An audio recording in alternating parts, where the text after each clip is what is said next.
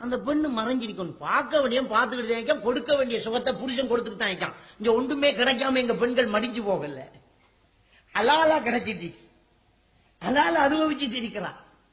அப்ப கர்ணபி புயூதிக்குன்ன, உங்க வீட்டுக்குள்ளேயே நீங்க இருங்க. ஒலா தபர்ரஜ்ன தபர்ருஜல் ஜாஹிலியத்தில் ஊலா, ஆரம்ப காலத்துல நீங்க அலங்கரிச்சுக்கு வெளியிறங்கின மாதிரி வெளியிறங்காதீங்க. அப்ப ஜாஹிலிய காலத்துல என்ன, பெண்கள் முகத்தை திறந்துக்கிட்டு வெளியே போனாங்க. இப்ப மூடி உள்ள இருக்க சொல்றான்ல. அப்ப இத சொன்னா இந்த எஸ்எல்டிஜேக்காரன் என்ன சொல்றான் தெரியுமா? இந்த வசனத்துல முகத்தை மூடிக்கிட்டு உள்ளுக்கு இருக்க சொல்லி சொல்றது உண்மைதான். ஆனால் இது நபியுடைய மனைவிமார்களுக்கு மட்டும் வந்தது, மற்றைய பெண்களுக்கு இல்லையா. நபியுடைய மனைவிக்கு தானே முகத்தை மூடுறது. ஏண்டா இதே சூரத்துல அஹ்ஸாப்ல பின்னுக்கு அல்லாஹ் தஆலா சொல்றான், அந்த பெண்கள்கிட்ட நீங்க ஏதாவது கேட்கறதாக இருந்தால் நீங்க திரைக்கு பின்னால இருந்து கேளுங்க அப்படின்னு அல்லாஹ் தஆலா சொல்லி காட்டுறான். அது நபியுடைய மனைவிமார்களுக்கு மட்டும், மத்தாக்களுக்கு இல்லையா. இந்த வசனத்தை இப்படி வழங்குறாங்க. இந்த வசனத்தை வச்சு இமாம்கள் என்ன வழக்கம் சொல்றாங்க தெரியுமா? நபியுடைய மனைவிக்கே இந்த சட்டம் என்றால் எல்லாருக்கும் தான். நபியுடைய மனைவியை கூப்பிட்டு அப்படி சொன்னா எல்லாருக்கும் தான். சரி, அப்ப இவ்வளவு நபியுடைய மனைவிக்கு என்று சொன்னா மத்தாக்கள் ஜாஹிலியத்து காலத்தில் அலங்கரிச்சு வெளியே போன மாதிரி வெளியே போகலாமா? தொடர்ந்து அந்த வசனத்தில் என்ன சொல்லப்படுது?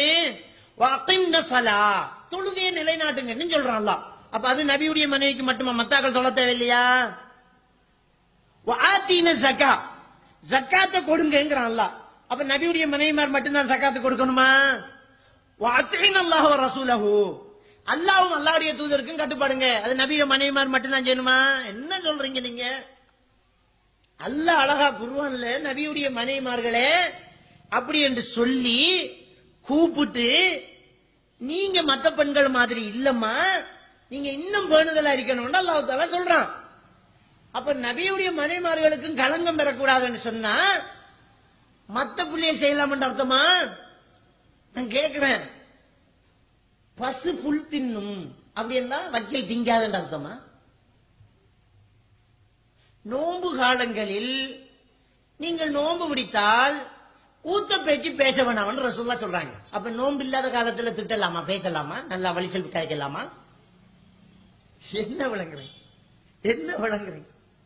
நோன்பு காலத்துல புறம்பேசாடா, அப்ப நோன்பு முடியட்டும் பேச்சு வாங்குறேன் அர்த்தமா?